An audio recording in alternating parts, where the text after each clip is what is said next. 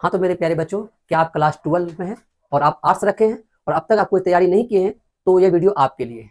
तो क्योंकि आपका समय अब 2 से ढाई महीना बचा हुआ है, तो आपके लिए हम सेकंड चैप्टर लाए हैं बिहार बोर्ड 12 के बच्चों के लिए, क्लास 12 हिस्ट्री, जिसमें चैप्टर का नाम है राजा, किसान और नगर। क्या नाम है? राजा, किसान और नगर।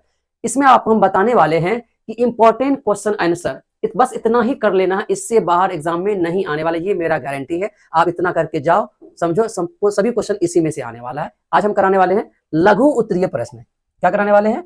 लघु उत्तरीय प्रश्न।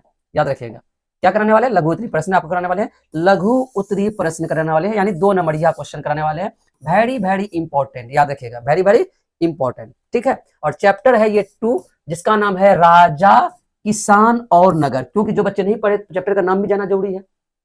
हिस्ट्री का सेकंड चैप्टर क्या है? नाम है राजा, किसान और नगर। समझे ना? चलिए इसके बारे में हम जानते हैं, आसान शब्दों में जानते हैं।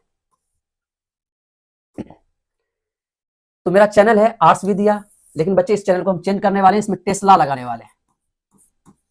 टेस्ला आर्ट्स विद्या, समझे ना?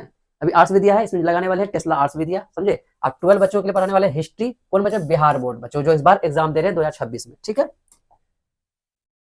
चलिए तो इंपॉर्टेंट क्वेश्चन आंसर कराने वाले हैं। अब हम क्वेश्चन करने वाले हैं पहला क्वेश्चन शॉर्ट का, यानी टोटल आपका इसमें 13 क्वेश्चन है बाबू। कितना क्वेश्चन है? 13 क्वेश्चन। बस यही 13 क्वेश्चन आप कर लो, बस से बाहर नहीं जाएगा। आज हम कराने वाले हैं फर्स्ट लेक्चर में 13 क्वेश्चन सब्जेक्टिव का शॉर्ट क्वेश्चन, यानी लघु उत्तरी। इसके बाद सेकंड लेक्चर में आपको 3 ही क्वेश्चन देंगे आपको इसका लॉन्ग क्वेश्चन।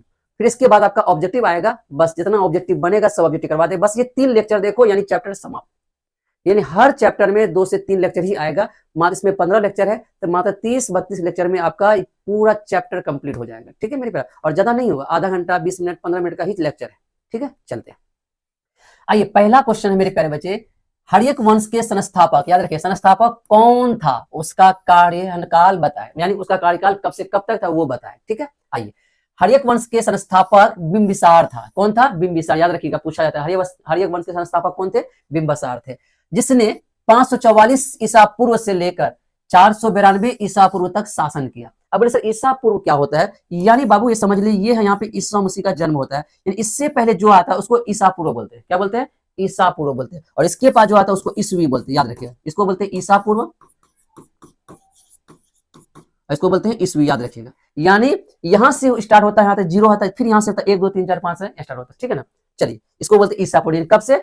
544 ईसा पूर्व से 492 ईसा पूर्व तक शासन किया, यानी लगभग अगर देखा जाए तो 52 साल तक शासन किया। ठीक है, यह 15 वर्ष की आयु में राजा बन गया था। यानी कितना वर्ष का? 15 वर्ष की आयु में क्या बन गया था? राजा बन गया था। उसने मगध राज की नींव को मजबूत किया। कौन ने? हर्यक वंश ने मगध राज की नींव को मजबूत किया, और 500 से अधिक शादियां भी किया, यानी बहुत ज्यादा शादी करते थे।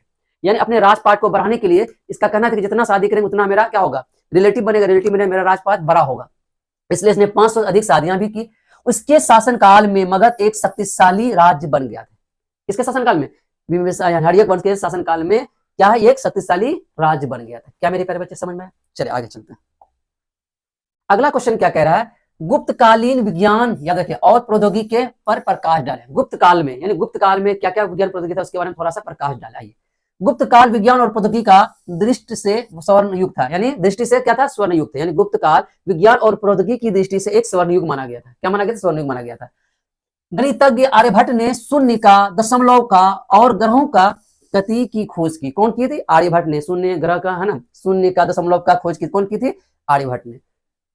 ब्राह्मीर ने खगोल, या देखिए, खगोल विज्ञान और मौसम विज्ञान में योगदान दिया। कौन? ब्राह्मीर ने खगोल विज्ञान और मौसम विज्ञान में योगदान दिया।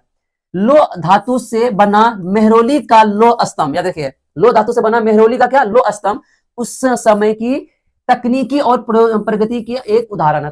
तकनीकी और प्रगति क्या था? एक उदाहरण माना गया है, यानी गुप्त काल में माना गया। क्या मेरे प्यारे बच्चे समझ में आया सेकंड क्वेश्चन? आगे चलते हैं। तीसरा क्वेश्चन है, चंद्रगुप्त द्वितीय यानी विक्रमादित्य की उपलब्धियों का वर्णन करें। चंद्रगुप्त द्वितीय यानी विक्रमादित्य एक उपाधि मिला था, उसकी उपलब्धि क्या क्या है उसके बारे में आप अच्छे से बताइए। देखिए, इतना ही क्वेश्चन लिखना है, 2 नंबर के लिए ज्यादा नहीं लिखना। आइए, चंद्रगुप्त द्वितीय गुप्त वंश का, कौन वंश का? गुप्त वंश का एक शक्तिशाली शासक था। इनका शासन काल 375 से लेकर 414, याद है 375 से कब? 414 ईस्वी तक रहा।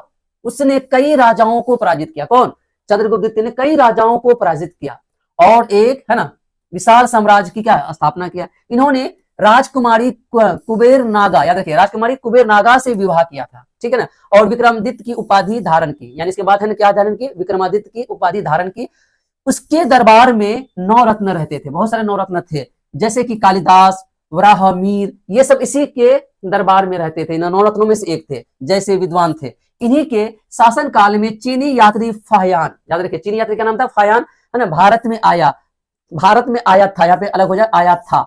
उसके शासन काल में व्यापार, कला और संस्कृति का अद्भुत विकास हुआ। किसके शासन काल में? चंद्रगुप्त द्वितीय के। और इसी काल को हम क्या बोलते हैं, स्वर्ण युग भी मानते हैं। आपसे पूछा किसके काल में स्वर्ण युग माना गया है, तो आप बोलिएगा चंद्रगुप्त द्वितीय के शासन काल में ही स्वर्ण युग माना गया था। क्या मेरे प्यारे बच्चे समझ में आया? ऑब्जेक्टिव पूछ सकता है, ऐसे 2-4 ऑब्जेक्टिव निकला। क्या पहला ऑब्जेक्टिव, किसके शासन काल को स्वर्ण युग माना गया, तो बोलिएगा चंद्रगुप्त द्वितीय या विक्रमादित्य के। दूसरा, इसके शासन काल कब से कब तक था, आप बताइए। 375 ईसा पूर्व से 414 ईस्वी तक, जहां सर 375 ईस्वी से लेकर 414 ईस्वी तक रहा है ना। बताइए इसने किसने ये क्या थे, विक्रमादित्य ने किससे शादी की, राजकुमारी कुबेर नागा से क्या विवाह किया, याद रखिएगा। इनको दिक्कत, इसके दरबार में कितने रत्न रहते थे, आप बोले 9 रत्न रहते थे। जैसे 1-2 के नाम बताइए, तो नाम बता सकते हैं, कालिदास, वराहमीर जैसे रहते थे। यानी किसके शासन काल में फाहियान भारत आया था, तो चीनी यात्री फाहियान भारत आया था, आप बोलिएगा विक्रमादित्य। यानी कितना ऑब्जेक्टिव निकाल के थे इसी क्वेश्चन से, ठीक है। चलिए आगे चलते हैं। अगला क्वेश्चन है, मौर्यकालीन कला और स्थापत्य का वर्णन करें। मौर्यकालीन में कला और स्थापत्य क्या क्या था उसके बारे में बताइए। मौर्य काल में कला और स्थापत्य का बहुत विकसित थे। अशोक ने सुंदर स्तूप, स्तंभ और गुफाएं बनवाए। किसी काल में? मौर्य काल में ही बनवाए थे। सारनाथ का सिंहासन, सिंह स्तंभ भारत का राष्ट्रीय प्रतीक है। कौन? सिंह स्तंभ जो था वो सारनाथ का भारत का राष्ट्र प्रतीक है। बराबर की पहाड़ियों और पाटलिपुत्र का राजमहल उस युग की क्या थी, श्रेष्ठ वास्तुकला का उदाहरण माना गया। श्रेष्ठ वास्तुकला का उदाहरण माना गया। क्या मेरे प्यारे बच्चे समझ में आ गया? मौर्यकालीन कला स्थापत्य का वर्णन करें, बता सकते हैं मौर्य काल में क्या क्या हुआ, किसने किया, बता दीजिएगा, ठीक है। आगे चलते हैं। कलिंग युद्ध का अशोक पर क्या क्या प्रभाव पड़ा, ये वेरी वेरी इंपॉर्टेंट, इस बार आने की संभावना ज्यादा है क्वेश्चन। कलिंग युद्ध का अशोक पर क्या क्या प्रभाव पड़ा, आप बताइए। आइए, तो कहता है अशोक ने 261 ईसा पूर्व में कलिंग युद्ध में भाग लिया था। कब लिया था? 261 ईसा पूर्व में अशोक ने कलिंग युद्ध में भाग लिया था। इस युद्ध में 1 लाख, याद रखिए 1 लाख लोग मारे गए थे। 1 लाख लोग मारे गए थे और 1,50,000 लोग बंदी बना लिया था। क्या बना लिया था? बंदी बना लिया था। यानी इस युद्ध जब हुआ था उड़ीसा में कहां पे, कलिंग में, तो 1 लाख लोग मारे गए और 1,50,000 लोग को क्या बना लिया? बंदी बना लिया, ठीक है। इस नरसंहार को देखकर अशोक का हृदय परिवर्तित हो गया। इस नरसंहार को अशोक का हृदय क्या हो गया? परिवर्तित हो गया। और उसने कसम खाई, और उसने क्या खाई? कसम खाई, याद रखिए कसम खाई, अब कभी युद्ध नहीं लड़ूंगा। इसके बाद में अब कभी युद्ध नहीं लड़ूंगा, क्योंकि 1 लाख लोग मरना आसान बात नहीं लगता। कभी युद्ध नहीं लड़ूंगा। इसके बाद अशोक ने, है ना, हिंसा का मार्ग छोड़कर बौद्ध धर्म को अपना लिया। इसके बाद क्या, हिंसा मार्ग को छोड़कर क्या कर लिया? बौद्ध धर्म को अपना लिया। और उसने अपने शासन को धर्म, याद रखिएगा, धर्म पर आधारित कर दिया। आगे धर्म का भी क्वेश्चन आएगा। और अहिंसा, दया और करुणा का प्रचार किया। अहिंसा, दया और क्या किया? करुणा का प्रचार किया। इसी से क्या कहते हैं? कलिंग युद्ध में अशोक का प्रभाव। इसी को कलिंग युद्ध क्या कहते हैं? अशोक का प्रभाव। एग्जाम में पूछे लिख दीजिएगा, ठीक है ना, 2 नंबर में। अगर 5 नंबर में पूछे थोड़ा सा और विस्तार कर दिएगा, 150 शब्दों में लिखना है 5 नंबर में, इसको लिख सकते हैं, ठीक है मेरे प्यारे बच्चे। अगला चलते हैं, छठा क्वेश्चन। हम जितना क्वेश्चन दिए सब इंपॉर्टेंट है, याद रखिएगा। इससे बाहर आप एग्जाम देके आओगे, हमसे बात करना और कमेंट कर बताना, सर आप जो बोले तो उसी में से है नहीं है। हम जितना बोल दिए उससे ही बाहर नहीं जाने वाला, ठीक है। समुद्रगुप्त की नेपोलियन से तुलना क्यों की जाती है? यानी हम कहने का मतलब है बाबू कि हम जो पढ़ा रहे हैं हर चैप्टर वाइज पढ़ा रहे हैं, यानी हर चैप्टर में वही क्वेश्चन कराने वाले जो एग्जाम में आएगा। यानी उस बच्चे के लिए जो नहीं पढ़े अब तक या जो पढ़ चुके हैं, आप सकते हैं शॉर्ट में हमको तैयारी चाहिए, पूरा पोथी लिख के बैठे हुए हैं लेकिन कुछ समझ में नहीं आता कितना याद करें, तो उस बच्चे के लिए भी है कि अगर आप चाहते हैं हर चैप्टर में उतना ही क्वेश्चन करें जिससे हमको एग्जाम में आ जाए, बस यहीं पे आ जाओ, ठीक है, आ जाइए। समुद्रगुप्त को नेपोलियन की तुलना क्यों की? 2 कारण बताइए। समुद्रगुप्त था, उसका नेपोलियन से तुलना क्यों किया गया? 2 कारण बताइए। आइए, समुद्रगुप्त को भारत का नेपोलियन कहा गया क्योंकि उसने अनेक राजाओं को युद्ध में, है ना, युद्ध में क्या जीत कर विशाल साम्राज्य बनाया। यानी उसने बहुत सारे राजाओं को हराया। जिस तरह आपका नेपोलियन हरा रहा था वहां पे, इस तरह से ये भी कई राजाओं को क्या किया? हराया था, ठीक है। वह एक महान सेना नायक भी था, ठीक है, कुशल रणनीतिकार भी था, वीर योद्धा भी था। इसी कारण समुद्रगुप्त को यूरोप का नेपोलियन कहा जाने लगा। इसी कारण जिस तरह यूरोप का नेपोलियन था, इसी कारण भारत का नेपोलियन किसको कहने लगा? समुद्रगुप्त को कहा जाने लगा। क्या मेरे प्यारे बच्चे समझ में आया? चलिए आगे चलते हैं। आइए, क्वेश्चन नंबर 7। मौर्यकालीन इतिहास के जानने का प्रमुख स्रोत क्या है? देखिए यहाँ पे बच्चे 2 क्वेश्चन है, यानी इस क्वेश्चन से आप 2 नहीं 3 क्वेश्चन बना सकते हैं। घुमा के पूछता है लेकिन आपको तीनों क्वेश्चन समझाते कैसे कैसे आपको जवाब देना। आइए पहला समझते हैं, मौर्यकालीन इतिहास के जानने का प्रमुख स्रोत क्या है। एग्जाम में अगर इतना पूछे मौर्यकालीन इतिहास के जानने का स्रोत क्या है, बस ये 3 लाइन लिख देना मेरे प्यारे। कितना लाइन? ये 3 लाइन। आइए इसको जान लेते हैं। मौर्यकालीन इतिहास के जानने का प्रमुख स्रोत अभिलेख और साहित्य थे। एक साहित्य, एक क्या था? अभिलेख था, है ना। कौटिल्य के द्वारा लिखी गई पुस्तक अर्थशास्त्र और मेगास्थनीज के द्वारा लिखी गई पुस्तक इंडिका, याद रखिए इंडिका, इस पुस्तक से हमें मौर्यकाल के इतिहास के बारे में पता चलता है। याद रखिएगा, ये जो है कौटिल्य के द्वारा लिखी गई पुस्तक अर्थशास्त्र और मेगास्थनीज की लिखी गई इंडिका, ये साहित्य है। ये क्या है? एक साहित्य, याद रखिएगा। क्या है ये? साहित्य, साहित्य है ये, ठीक है ना। लेख अलग होता है, अभिलेख क्या होता है? अलग होता है, याद रखिएगा। एग्जाम में अगर पूछे आपको मौर्यकालीन इतिहास के जानने का प्रमुख स्रोत क्या है, बस एक 3 लाइन क्या लिखिएगा? मौर्यकालीन इतिहास के जानने का प्रमुख स्रोत अभिलेख और साहित्य। क्या है? अभिलेख और साहित्य। कौटिल्य के द्वारा लिखी गई पुस्तक क्या नाम है? अर्थशास्त्र और मेगास्थनीज के द्वारा लिखी पुस्तक क्या? इंडिका। एग्जाम में पूछ सकता है ऑब्जेक्टिव, बताइए कौटिल्य के द्वारा लिखी गई पुस्तक का नाम क्या है? तो बोलिएगा अर्थशास्त्र। और मेगास्थनीज के द्वारा लिखी पुस्तक क्या है? लिख दिया इंडिका। याद रखिएगा आप बच्चे। चलिए, लेकिन ये क्वेश्चन एक हुआ। अब यहाँ आगे क्वेश्चन बन जाता है कि कोई 4 अभिलेखी, है ना, स्रोतों के नाम लिखे। कोई 4 अभिलेखी स्रोतों के नाम लिखे। अभिलेख यहाँ ये पूछ दे तो आपको ये लिखने की जरूरत नहीं, एक लाइन यहाँ तक लिख दिएगा, बस ये 4 ठो नाम लिख दिएगा। 2 नंबरिया में बात है, इसको दोनों को नहीं लिखना है। दोनों लिखो, 2 नंबर उतना क्या लिखोगे बाबू? 2 नंबरिया अगर पूछे तो अगर आपको पूछेगा कोई 4 अभिलेखी का नाम, स्रोत के नाम लिखे, सिर्फ 4 अभिलेख लिख दिएगा, ठीक है ना। और अगर आपको सिर्फ यहां तक पूछे तो आप सिर्फ ये लिख दिएगा। लेकिन एक और पूछेगा, मौर्यकालीन इतिहास के जानने का साहित्यिक स्रोत क्या है? कौन स्रोत? साहित्यिक स्रोत। आप बोल दिएगा मेरा साहित्यिक स्रोत, सेम यही लिख दिएगा। जानने का प्रमुख स्रोत बोले या साहित्यिक स्रोत बोले, सिर्फ इतना लिखना है। अगर ये बोले अभिलेखी स्रोतों के नाम लिखे तो सिर्फ ये लिख दिएगा, इसको लिखने की जरूरत नहीं है, ठीक है। चलिए आगे चलते हैं। इसके 4 प्रमुख अभिलेख इस प्रकार है। अशोक के शिलालेख, एक अशोक के स्तंभलेख, चुनागढ़ शिलालेख, हाँ, हाथी गुफा अभिलेख, यानी कलिंग के राजा खारवेल के द्वारा, ये किसने बताया था? कलिंग के राजा थे उड़ीसा का, वो खारवेल के द्वारा बताया गया था। ये 4 अभिलेख है जो मौर्यकालीन इतिहास के बारे में बताइए, लेख है। और ये जो बताए थे आपको अर्थशास्त्र और मेगास्थनीज, कौटिल्य के अर्थशास्त्र और मेगास्थनीज का इंडिका, ये साहित्य है, याद रखिएगा। क्या मेरे प्यारे बच्चे समझ में आया? क्या समझे? अगर एग्जाम में पूछ ले मौर्यकालीन इतिहास के जानने का स्रोत क्या है, तो बस इतना ही लिखना है। मौर्यकालीन इतिहास के जानने का क्या स्रोत है? कोई 4 अभिलेखी का नाम लिखे तो बस ये 4 ठो लिख दिएगा। और आप साहित्य में पूछे, साहित्य पूछे तो बस इतने 3 लाइन लिख दिएगा, ठीक है ना। चलिए आगे चलते हैं। Question number 8। क्वेश्चन नंबर 8, गुप्त काल के 2 प्रसिद्ध मंदिरों के नाम लिखिए। यानी गुप्त काल में कोई 2 प्रसिद्ध मंदिरों के नाम लिखिए। गुप्त काल में निर्माण 2 प्रसिद्ध मंदिर इस प्रकार, कौन कौन? एक दशावतार मंदिर देवगढ़ उत्तर प्रदेश में। कहां पड़ता है? देवगढ़ उत्तर प्रदेश में। यह विष्णु को समर्पित, यह मंदिर जो है विष्णु को समर्पित, याद रखिए। किसको समर्पित है? विष्णु को समर्पित है। दूसरा, भुमरा का शिव मंदिर मध्य प्रदेश में। भुमरा का शिव मंदिर कहां है? मध्य प्रदेश में। यह मंदिर भगवान शिव को, याद रखिए, यह मंदिर भगवान शिव को समर्पित है, ठीक है। चलिए, इन मंदिरों में गुप्तकालीन स्थापत्य और मूर्तिकला की उत्कृष्टता दिखाई देती है। याद रखिए, इस मंदिरों में ये सब गुप्तकालीन का मूर्तिकला और उत्कृष्टता दिखाई देती है। क्या मेरे प्यारे बच्चे समझ में आया? चलिए आगे चलते हैं। देखिए ये भी क्वेश्चन वेरी वेरी इंपॉर्टेंट है आपका। क्वेश्चन नंबर 9, क्या लिखा हुआ? अशोक धम्म पर संक्षिप्त टिप्पणी लिखें। अशोक धम्म पर क्या लिखें? संक्षिप्त टिप्पणी लिखें। आइए, अशोक ने प्रजा की नैतिक जीवन उत्थान के लिए, नैतिक जीवन के उत्थान के लिए धम्म, याद रखिए, किसकी शुरुआत की? धम्म का निर्माण किया। अशोक ने प्रजा की नैतिक सिद्धांत के लिए, उसकी रक्षा के लिए किसकी शुरुआत की? धम्म का निर्माण किया, ठीक है। आइए, अशोक ने खुद से प्रश्न किया, किससे? अपने आप से। खुद से मतलब क्या होता है? अपने आप से प्रश्न किया कि धम्म क्या है।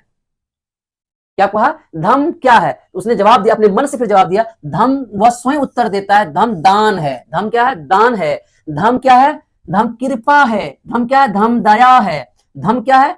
धम्म सत्य है। याद रखिए, धम्म अहिंसा का मार्ग है। इस प्रकार अशोक ने धम्म में सभी प्रकार के जीवों के प्रति प्रेम की शिक्षा दी है। यानी सभी प्रकार के जीव, सिर्फ इंसान ही नहीं, जानवर, पशु, पक्षी, सबके प्रति उसने प्रेम की शिक्षा दी है, अहिंसा की शिक्षा दी। इसी को हम क्या बोलते हैं? धम्म। क्या मेरे प्यारे बच्चे समझ में आया? एग्जाम में पूछे धम्म क्या है? धम्म अशोक के द्वारा निर्माण किया गया एक नैतिक जीवन जीने का एक सहारा है। अशोक अपने आप से पूछता है कि धम्म क्या है। धम्म का मतलब होता है धम्म कृपा है, धम्म दान है, धम्म दया है, धम्म कहते हैं धम्म अहिंसा है ना, धम्म जीने का एक मार्ग है। आप बता सकते हैं, इसी को क्या बोलते हैं? धम्म कहते हैं, ठीक है। क्वेश्चन नंबर 10 चलते हैं। क्या चलते हैं? क्वेश्चन नंबर 10, पाटलिपुत्र नगर की स्थापना किसने और कब की? यानी पाटलिपुत्र जो था उसकी स्थापना, ये जो पाटलिपुत्र था इसकी स्थापना कब और किसने की? आराम से बताइए। पाटलिपुत्र नगर की स्थापना उदयन, याद रखिए, उदयन। कौन किया था? उदयन। 5वीं शताब्दी में ईसा पूर्व में की थी। कौन किया था? उदयन ने किया था। कब किया था? 5वीं शताब्दी में। यही क्वेश्चन कह रहा है, देखिए पाटलिपुत्र नगर की स्थापना किसने और कब? किसने और कब? किसने की? उदय ने। और कब की? 5वीं शताब्दी में ईसा पूर्व में की। कहां पे किया था? गंगा और सोन नदी के संगम पर थी। बाद में यह नगर मौर्य काल में, याद रखिए किसमें? मौर्य काल में राजधानी बना। मौर्य काल में क्या बना? राजधानी बना और प्राचीन भारत का प्रमुख राजनीतिक, आर्थिक और सांस्कृतिक केंद्र बन गया। यानी प्राचीन भारत में प्रमुख क्या बना? राजनीतिक, आर्थिक केंद्र बन गया ये। ठीक है, चलिए आगे चलते हैं। क्वेश्चन नंबर 11 कह रहा है गुप्तकालीन के दो अभिलेखों के नाम लिखे। दो अभिलेख के नाम लिखे गुप्तकालीन में। गुप्तकालीन इतिहास के प्रमुख दो स्रोत अभिलेख इस प्रकार। कौन? प्रयाग प्रस्थि इलाहाबाद के स्तंभ लेख से मिलता है, ठीक है ना। दूसरा प्रयाग प्रस्थि एक, दूसरा मेहरौली का लो स्तंभ लेख है ना, जो चंद्रगुप्त द्वितीय की वीरता और तकनीकी का उन्नति के दर्शाता है। यानी चंद्रगुप्त जो द्वितीय था उस समय बना गया था लो स्तंभ, चंद्रगुप्त द्वितीय की वीरता और तकनीकी का क्या करता है? इसको दर्शाता है। ठीक है, चलिए 12वां क्वेश्चन है मेरे प्यारे बच्चे। ये भी क्वेश्चन अच्छा क्वेश्चन है, वेरी वेरी इंपोर्टेंट मानिए। सुदर्शन झील पर एक टिप्पणी लिखें। कौन झील? सुदर्शन झील पर एक टिप्पणी लिखिए। सुदर्शन झील गुजरात के गिरनार पर्वत के पास स्थित है। कौन पर्वत? गिरनार पर्वत के पास स्थित है। इसका निर्माण कौन किया था? मौर्य सम्राट चंद्रगुप्त मौर्य के समय उसके मंत्री यानी पुष्यगुप्त, यानी क्या लगा? पुष्यगुप्त ने कराया था। यानी इसका निर्माण कौन? मौर्य साम्राज्य का जो मंत्री था पुष्यगुप्त, उसी ने कराया था। बाद में जब ये खराब हो गया, थोड़ा जर्जर हो गया, बाद में अशोक आया, अशोक शासक आया, रुद्रदाम ने इसकी मरम्मत करवाई। यह झील सिंचाई के लिए, किसके लिए? यानी सुदर्शन झील किसके लिए मशहूर था? यह झील सिंचाई और जल संरक्षण का एक प्रमुख केंद्र था। यानी ये जल का सिंचाई करने के लिए और जल को संरक्षण करने के लिए एक प्रमुख केंद्र माना गया था। ठीक है, चलिए अब लास्ट क्वेश्चन में बचे 13 क्वेश्चन। चाणक्य पर एक टिप्पणी लिखिए। चाणक्य पर एक क्या लिखे? टिप्पणी लिखिए। आइए, चाणक्य जिसे कौटिल्य का विष्णुगुप्त भी कहा जाता है। चाणक्य और कौटिल्य क्या कहता है? विष्णुगुप्त भी कहा जाता है। ठीक है, मौर्य काल के महान राजनीतिक और विद्वान थे। मौर्य काल के एक महान राजनीतिक विद्वान थे, क्योंकि चंद्रगुप्त मौर्य की है ना गद्दी दिलाने में इसका बहुत बड़ा हाथ था। ठीक है, उन्होंने चंद्रगुप्त मौर्य को मगध का राजा बनाया। किसका राजा बनाया? मगध का राजा बनाया और अर्थशास्त्र नामक ग्रंथ भी भी रचना की। यानी अर्थशास्त्र अभी तुरंत समझा, अर्थशास्त्र नामक रचना की। वे मौर्य साम्राज्य की स्थापना के मुख्य और योजनाकार थे। यानी मौर्य काल के मतलब राज्य में उस समय के स्थान में बहुत ही क्या थे? योजनाकार थे, अच्छा योजनाकार थे। क्या मेरे प्यारे बच्चे समझ में आया आपको? चलिए, तो आपका हम 13 क्वेश्चन बताए आपको शॉर्ट का। इसी शॉर्ट में से आपका एग्जाम में आ जाएगा, आप देख लेना, स्क्रीनशॉट लिख लो। हम आपको बोल दिए इससे बाहर एग्जाम में नहीं जाने वाला है। 1 या 2 क्वेश्चन इससे आना ही आना है। 2 पूछेगा दोनों आ जाएगा, या 1 पूछे तो 1 को आ जाएगा। हमको लग रहा है 2 पूछेगा, 2 इसमें से 13 में से 2 इसमें आने वाला है शॉर्ट में। इसके बाद आपको 3 क्वेश्चन मात्र लॉन्ग कराने वाले इस चैप्टर के, यानी उसके बाद एक ऑब्जेक्टिव, यानी 3 लेक्चर में ये सबसे बड़ा चैप्टर है आपका खत्म हो जाएगा। ठीक है, चलिए तो फटाफट आप मेरे चैनल को सब्सक्राइब कर दिए और चैनल को लाइक भी जरूर करिएगा और कमेंट करके जरूर बताइएगा सर वीडियो कैसा लगा। ठीक है, चलिए मेरा मोबाइल नंबर है, किसी को पीडीएफ चाहिए तो आप हमको व्हाट्सएप कर सकते हैं, पीडीएफ भी मिल जाएगा। ठीक है, चलिए थैंक यू, धन्यवाद।